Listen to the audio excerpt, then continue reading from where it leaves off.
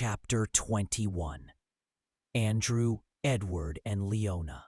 In a world where the line between reality and fantasy fades away, where silence carries a secret, and every whisper tells a story. Welcome to The Whisper of the Narrator. Here, tales are not just told, they are lived. Souls are reborn through words of mystery and magic, where fear, passion, and destiny intertwine. Every story you hear here will awaken something within you. So listen closely. The whisper begins now. Are you ready to listen? Chapter 21. Andrew, Edward, and Leona. I look at the woman who is my friend's sister. She has pure white hair, bright blue eyes, and a slim body with skin like she's lacking blood. She's not pale like me. She's more like an albino. And she was born with this physical condition too. She was also tall, at 180 centimeters. As she has no skin pigmentation, her skin is very sensitive to the sun, and because of that, she rarely leaves the store or her house and only goes out at night. Her name was Leona Elizabeth Lykos. Normally, I would suspect she would be a vampire, but she isn't. I know that because I've seen her eat regular food, and I know vampires can't eat foods other than blood. Even though Violet sometimes forgets about it and asks to learn how to cook with my mom, I think she was just excited. I walk over to my cat and start petting him, and as usual, he starts to purr contentedly, and then he lies down on the counter and spreads his legs as if asking me to stroke his stomach. Leona approaches me, and I also see Andrew walking away and sitting in the chair away from the counter. He seemed to be waiting for me. I think he doesn't want to talk to Leona. Well, I don't judge him. What he did in the past must have hurt Leona. Because of that, he's just being considerate. Why is your cat just like that to you? When I try to caress him, he starts growling at me.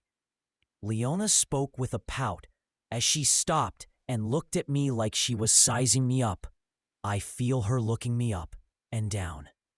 Well, he is my cat, I spoke.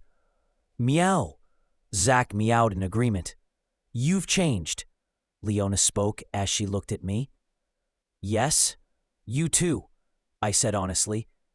After all, I noticed her skin was better than in the past. I think living in isolation helped her. Leona remains silent, and I see her continue to stare at me. I look at her confused. I know I've changed, but does she need to stare at me like she's seeing a rare animal? How is Zach's health? Suddenly, she stopped staring at me and looked at Zach. He's fine. Really? But he was meowing a lot earlier. I remember I couldn't sleep because he kept meowing like he was dying or something. Well, he was horny. Huh? I looked at Zach, seeing the chubby, fluffy cat staring at me with a satisfied look. I found it so cute that I started stroking more. You mean he was in heat? Meow? Meow. He purred contentedly. Yes. Because of that, he was meowing a lot. Wouldn't you consider neutering him? Since you are my childhood friend, I'll give you a good price. Zach suddenly gets up from the counter and looks at Leona with a glare like he's looking at his greatest enemy. He's even growling a little. He didn't like that idea very much. I chuckled as I looked at Leona, who was looking at Zach in shock. He's very smart. She praised him. Yes, I said, nodding my head. Then I answer her question. I won't castrate him, after all. As a man, I understand Zach. He still wants to have kids, right? Buddy? Meow. Zach meowed as if he was agreeing. Then he jumps on my shirt and slowly climbs up my shirt, over my shoulder. Then he hangs on my shoulder. This is something he did a lot when he was younger. After all, I've raised him since he was very young, and he always liked to be on my shoulder for some reason. As my shoulder was wider than before, he could easily find a comfortable position. Isn't he acting like a monkey? Leona spoke, a little surprised. Zach looked at Leona and started growling at her. He really didn't like her, huh? Ugh, I feel offended. All animals like me, and because of this gift, I created this store. But why doesn't he like me? He's so cute, I wanted to hug him. She spoke with a pout. I just laugh a little, and I found Leona's expression cute. When I was going to say something, I heard, "Oh, Victor, long time no see." I look at the store entrance, and soon I see a tall man walking in. He is 195 centimeters tall, with a toned body, platinum blonde hair, and blue eyes like Leona. He was Leona's brother, Edward Jonathan Lykos. He was also my former personal trainer. In the past, he worked as a fitness trainer, but he suddenly decided to change jobs, and now he owns a bar. He is also the man who trained me in martial arts in the past. Although I couldn't learn much because of my physical limitation, I just learned how to defend myself. Techniques like kicking a man's most precious organ, using a stun gun.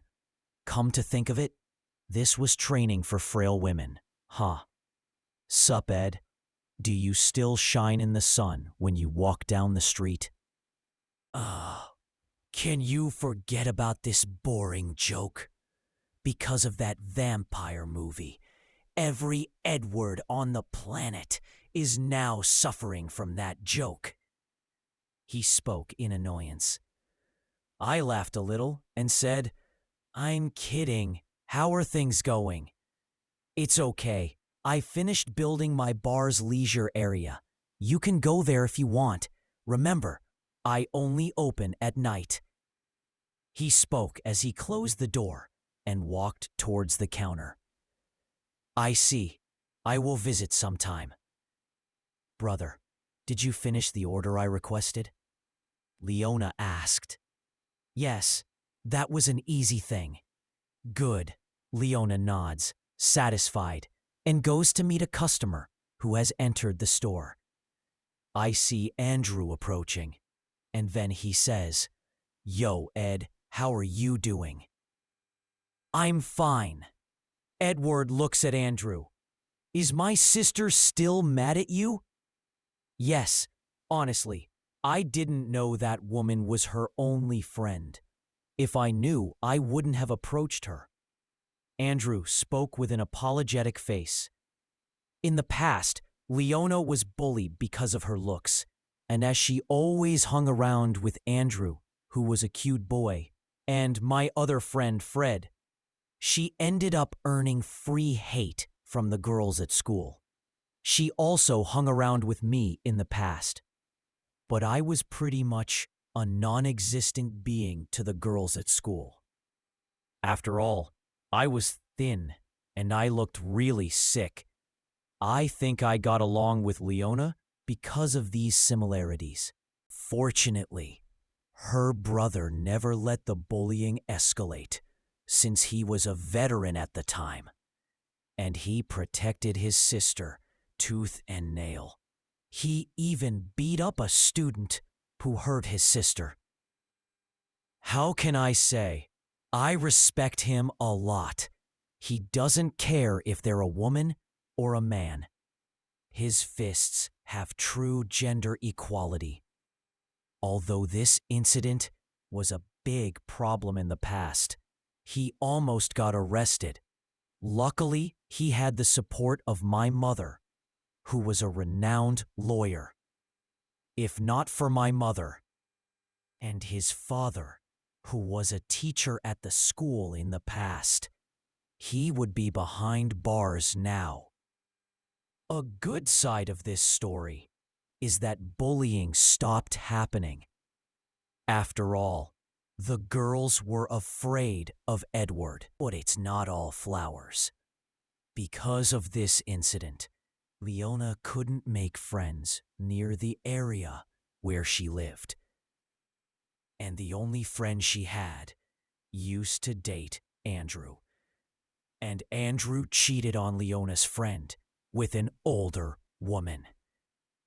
Because of that, Leona is angry with Andrew. You don't need to worry too much. One day she will forgive you. You are good friends after all. Edward spoke with a gentle smile. Ugh, stop lying. I know her as well as you do. I know she's spiteful, Andrew said. Indeed. Edward nodded his head in agreement. Meow. Zack meowed in agreement as well. Edward looks at Zack for a while. Then he looks at me. Have you grown up? You just now that noticed, brother? Leona, who finished serving the customer, said, now that there were no customers in the store, she could participate in the conversation more actively. How am I going to figure that out? He was always the shortest of the group. Oof, I made a gesture like I was being pierced by an arrow through the heart. Brother, you don't have to be rude. It's okay. I also know that I was short. I was even shorter than Leona. I commented, a little depressed. Your muscles are defined too. How did you get that muscle? He asked curiously. Well, I followed the training you went through and some videos on the internet. The lies are getting more absurd as time goes by. It's pretty obvious they're suspicious. They just don't ask too much because they respect my privacy. Oh, you're not on steroids, are you? Of course not. I know what it does to the body, I replied. I take Zack off my shoulder and place him on the counter. Then stop stroking him. Zack meowed at me, annoyed, but I ignored him. He seemed to snort for a few seconds and then started walking around the establishment. Suddenly, Edward puts his hand on his chin and looks at me. Are you still being bullied? He asked in a neutral tone. Leona and Andrew look at me. Leona looked worried, and Andrew looked angry. I'm not being bullied anymore. I resolved that situation yesterday. I spoke with a big smile on my face. I saw Leona's body shake a little, and Andrew just kept looking at me. I heard you dealt with him using a basketball game, Edward said. I heard you jumped from the middle of the court and made a dunk, he continued as he looked at me with suspicious eyes. I remained silent. After all, I wasn't making an effort to hide the changes in my body. I didn't want to hide them either. Well, no need to feel pressured. We all have secrets we want to hide. I'm just upset you didn't want us to get involved in this situation. Edward spoke with a gentle smile. Yes, I wanted to hit that bastard, Andrew spoke. Yes, bullying is unforgivable, Leona said. I look at Andrew. I appreciate you guys caring about me. But you know me, right? I looked at my friends with a big smile on my face. Luann, is mine. Just mine. I will not allow anyone to get involved in this. He is someone who hurt me and insulted my mother. This grudge can only be washed away by me. This is my pride. Only I'm allowed to step on and break Luann. I won't be satisfied otherwise. My friends may call me a fool or an idiot, but I don't care. I will not allow my enemies to be destroyed by anyone other than me. Sai, I understand you. You have your pride as a man, and I respect that. But don't go overboard, okay? I don't want to see you arrested, Edward said and advised me. Indeed. If you are arrested, please know that I have a plan for you to flee to Brazil. Although that plan is still in progress, Andrew spoke. You are fools! Why don't you just help him? Leona practically screamed out loud. Andrew and Edward looked at Leona. Edward said, he didn't ask for help, and I respect his pride. As a man, I can understand his feelings. Andrew said, Victor is my friend, and he knows his limits. If he needs help, he knows he can count on us. If he didn't ask for help, I won't interfere. You guys are just idiots, Leona snorted. You wouldn't understand, Edward said, and Andrew nodded. Yes, I don't understand because I'm a woman, right? Leona spoke irritably. Wrong. You don't understand why because you never tried to fight people who bullied you. Edward spoke in a hard tone. I was weaker and they... Leona tried to say something, but Edward cut her off. You know I'm not talking about that. There is a big difference between accepting bullying and fighting it. The attitude of how you deal with bullying is what matters. You never decided to ask for help, and you never talked about it. You just put up with everything silently. Edward spoke, raising his voice a little. Leona looked shocked at her brother. He sighs and says, unlike you, Victor never accepted bullying and warned us what was happening to him. And he told us that he was going to solve it somehow. Indeed, Andrew continues, ignoring Leona's gaze. Although we trusted Victor, we were always on the lookout for something to get out of hand. We respected Victor's pride and decision, but that doesn't mean we stood still while our friend was beaten. He said, smiling. It seems they did something I didn't know. I really have good friends, I thought, with a happy smile on my face. Seeing Leona's sad look, I say, don't think about it too much, Leona. Huh? Everyone handles a situation differently. I'm different from you, and you're different from your brother. You don't need to push yourself so hard. I approached Leona and patted her head a little. You just need to do things your way, okay? And if you need help with something, you can count on me, your brother, Andrew, and friend. Leona lowers her head, and I see her face turn a little red. As her skin was very white, her embarrassment became quite noticeable. Fuck, I wasn't supposed to do this. I need to control this hand of mine. I have become very used to stroking women's heads. I look at Edward and see his bloodthirsty look. He was warning me of the code. I quickly pull away from Leona. For a moment, I see her pouting as she glares at her brother in annoyance.